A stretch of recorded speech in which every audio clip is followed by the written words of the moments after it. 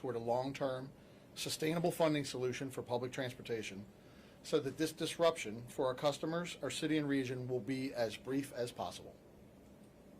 That said, our job now is to operate the best service possible with the resources that we have. This starts with reinforcing our efforts to ensure that our customers have access to safe and secure transit service. Safety and security is always our top priority, but it takes on extra meaning next week at the start of school. We're entrusted with transporting more than 50,000 students to middle and high schools across the city. It is a great responsibility, and we're honored to have them as our customers. The service reductions will impact students just as they will all of our riders. In building this plan for service cuts, we tried to take away as many pain points as we could. Many bus routes being eliminated have alternate services nearby, although more walking and transfers may be necessary. So this weekend, we encourage students and their families to review the service plan that we have on SEPTA.org to see how the cuts will impact them. Map out their travel to and from school. Through the week, we're going to have ambassadors stationed at transit hubs to assist customers with questions. And Chief Lawson is going to talk in a moment about our security plans. One thing we cannot stress enough, all riders should allow for extra time as they get used to the changes next week. Buses, trains, and trolleys are going to be crowded. There are likely to be some pass-ups more than normal due to vehicles at capacity. And with 20% less service, the system is going to move slower. We're going to closely monitor all travel next week. We'll look to see where we can make minor adjustments to improve the customer experience, although we expect conditions will continue to be challenging. With students back and other riders returning from summer vacations, we expect demand for service to increase. By late spring, ridership had grown to over 800,000 passenger trips a day and was consistently rising. We're going to do our best to accommodate as many of those riders as possible. We're going to continue our work with lawmakers in Harrisburg and Governor Shapiro to secure new funding for transit so that we can fully deliver the service that our customers deserve. Thank you, and I'll now introduce Transit Police Chief Chuck Lawson. Thank you, Scott. Good morning, everyone. So, returning to the school year is usually a busy time for us, and we typically put together a pretty robust school safety plan. That's no different this year. That plan generally doesn't change dramatically from year to year. We've done this for a number of years. We know where our hot spots are. We know the patterns that students take during their travel. And we know the typical areas where they congregate in larger quantities. This year's a little bit different. All right, we're going into this school year with a few more unknowns.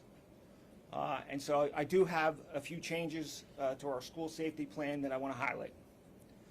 Some of the things that we have implemented in years past that have worked really well for us are going to continue. So we're going to increase our staffing during student travel. We do that through a number of ways, right? Every single personnel that works in the department is out in the field during student travel on every shift. And on the particularly critical dismissal period in the afternoons, we overlap those shifts. So we are virtually doubling our available staffing when the bulk of our students are out traveling on the system. We assign video patrols to locations where we don't have active police presence, and we assign extra staffing at sort of the convergence points where we know student traffic is much higher. Those things will continue. This year, we are placing a higher focus on surface bus routes and surface trolley routes.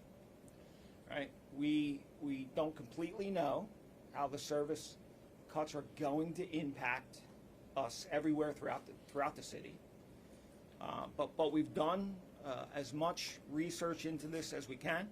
We are entering the school year planning on increasing police presence along about a dozen routes throughout the city, spanning from northeast to southwest. We're going to have police officers who are on buses along those routes.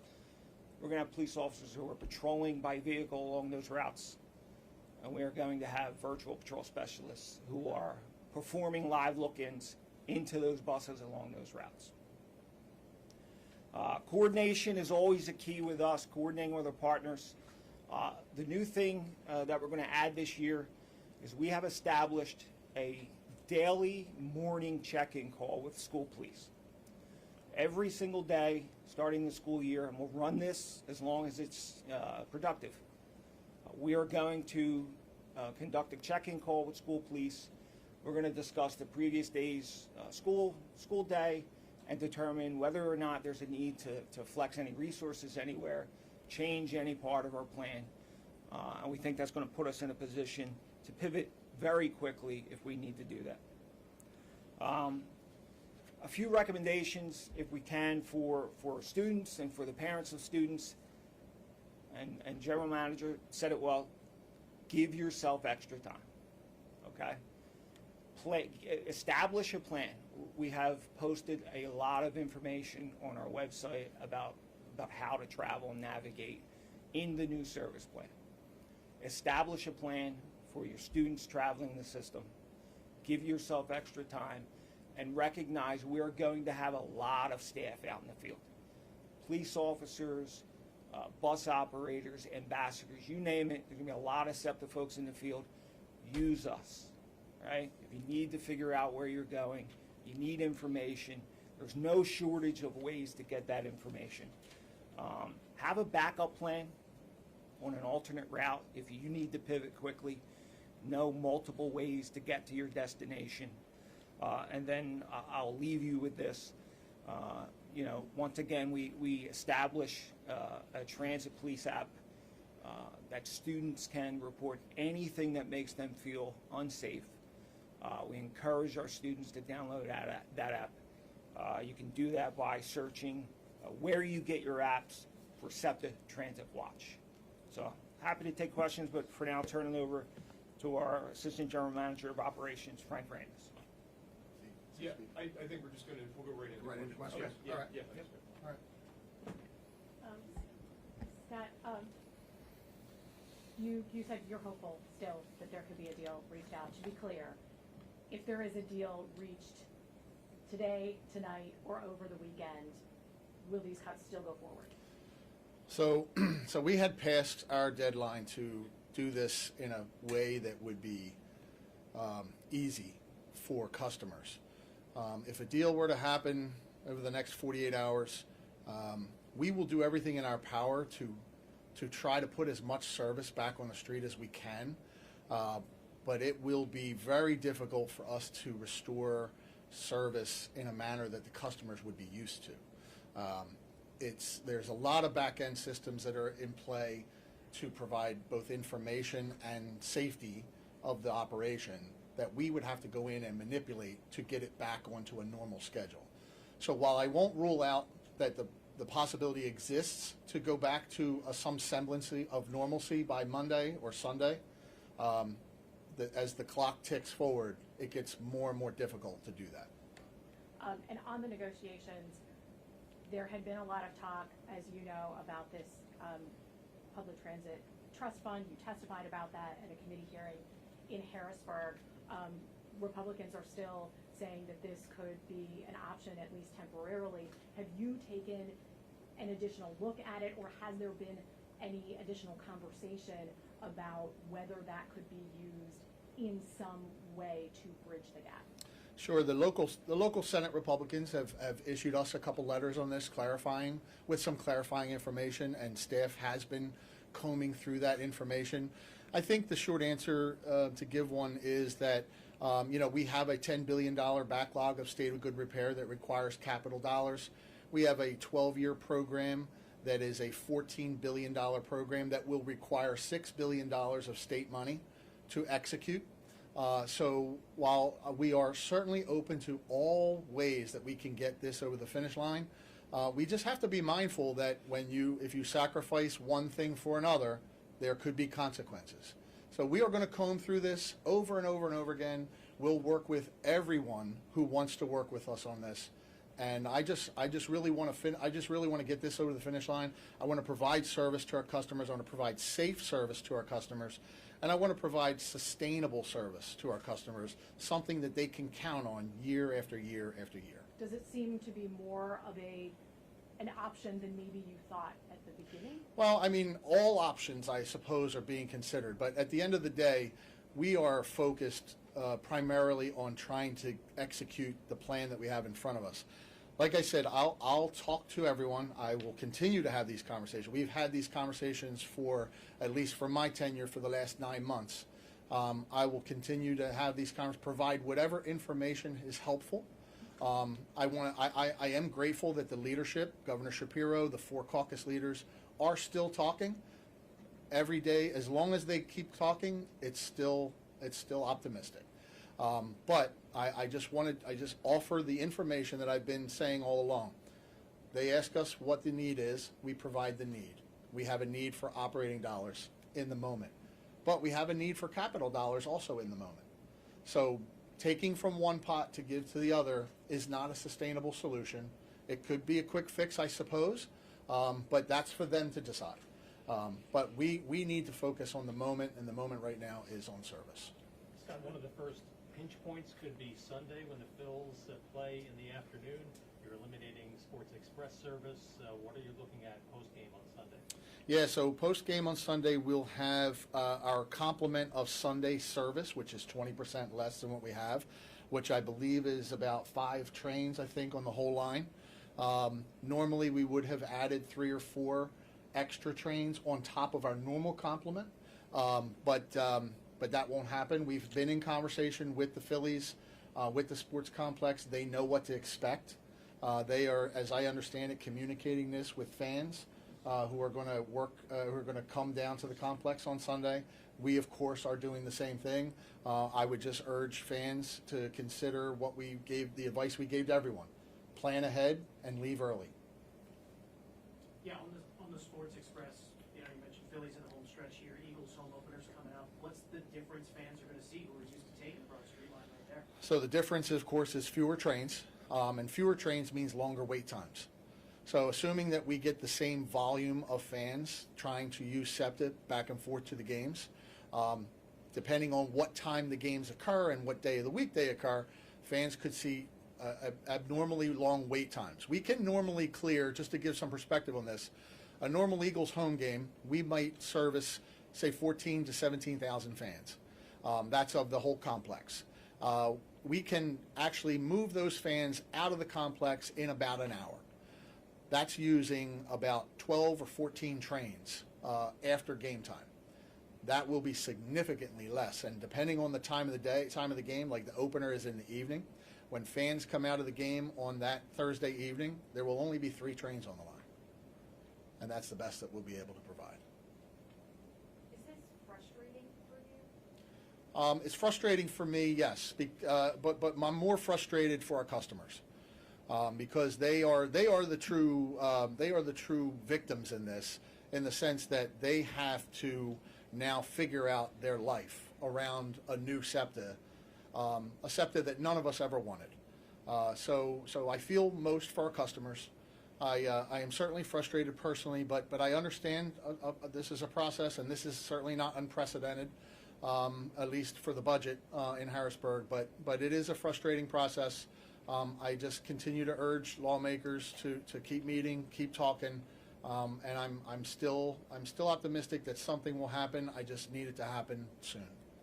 Where do you think the choke point or just blockage is now? Is it just a lack of urgency, or is it just that one side's being just not working as hard as everyone else? Or? No, I don't believe that at all. I think both sides want to reach a resolution on this. I think that I certainly believe that they see the urgency.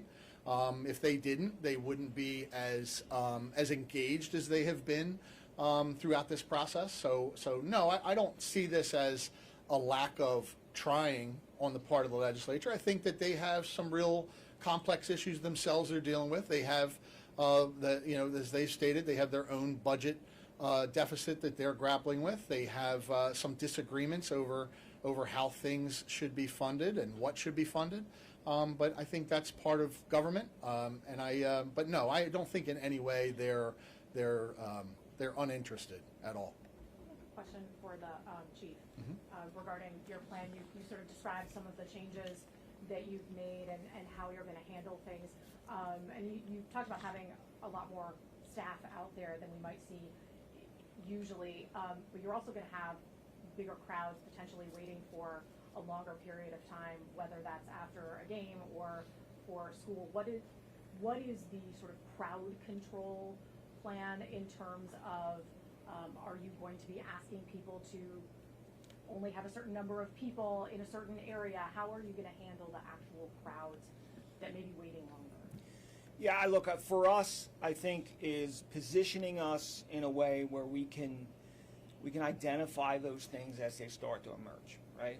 We have, we can make some predictions, and it would not shock me in the least if our plan looks completely different at the end of next week than the beginning, right? What we've done, what we tried to build into our plan was the ability to obtain this information from between us, the school police, our partners in PPD, get this information quickly. We've shared all of our information that we're looking at and our deployment with our partners so that they know where we're going to be. I don't think people, the Philadelphia Police Department is a tremendous partner for us. And they have a standard practice in Philadelphia where patrol activity where they ask their officers to check on SEPTA, SEPTA operators, SEPTA buses, SEPTA stations. And through the first half of the year, they performed almost 18,000 of those checks. They're averaging about 100 of those checks a day, right? And so we want to leverage that activity, right? And so we're sharing information as we get it with them so they can kind of direct where they're doing that, right? And I think using our, we're in a better position technology-wise that we have video from virtually every area of the city that we can make quick decisions. For us, the importance is about flexibility and getting information quickly. And we think our plan covers that. You mentioned hotspots. Could you tell us what those hotspots are where you normally see the crowds?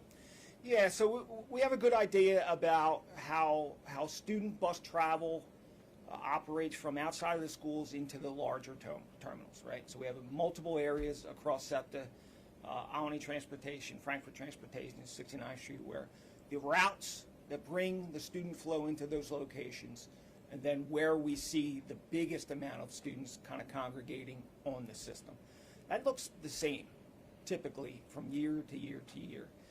What we don't know this year is how potentially fewer buses operating with longer headways is going to expand those crowds in neighborhoods across Philadelphia. That's kind of what we're trying to predict now and why we're sharing and coordinating so closely with our partners, because we expect that to look different. We expect to see larger crowds in neighborhoods, across the city. And every time you get a very large crowd of student travel, one spark could kick something off, turn into a bad, potentially unsafe condition. So we want to be able to identify those locations as quickly as possible.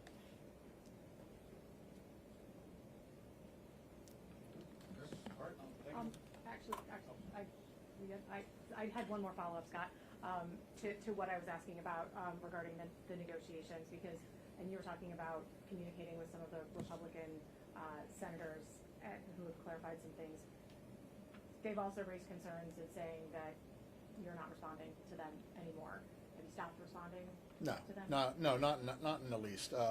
Certainly, I have not given them a formal response to their letter. They sent me a letter last Friday, and then sent me a follow-up yesterday morning. But even with the letter that was sent Friday, they were seeking to offer me clarity on the Senate amendment. So we want to give them the best possible and most comprehensive answer that we can give, and we want to give it to them in writing, since they initiated it to us in writing.